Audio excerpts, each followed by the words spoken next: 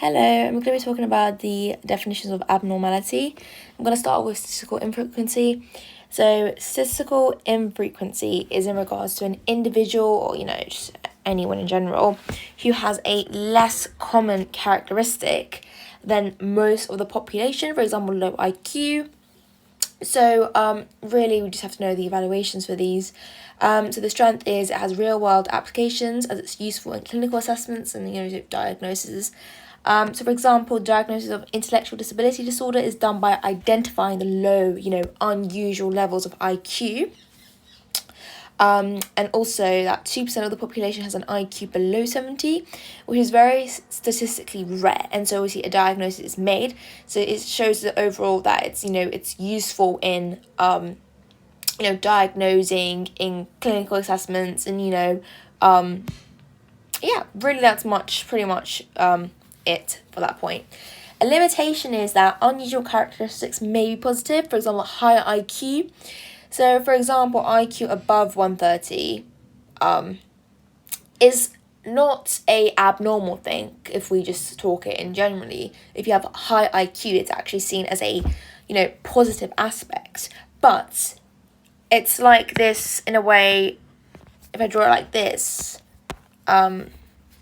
example, let's say IQ. And so if I say this is IQ, and then I can say the population, was it? I'm pretty sure it's population now that I remembered. For example, 130's here, 70's here. 70, this is where most people are, for example, 100. But these are both statistically rare, but this is actually a good, where this may be seen as not such a good thing to be having a low IQ, which, So high IQ, is statistically rare, but it doesn't require any sort of treatment. For example, here we said that if you have low levels of IQ, you get the diagnosis of intellectual disability disorder, right? Because it's rare. But here it says that, well, even though it is rare, it doesn't require any sort of treatment or any diagnosis. Therefore, it should be classified. That's supposed to say shouldn't. Shouldn't be classified as abnormal, as a positive characteristic. Remember, shouldn't, not should. Typo error there.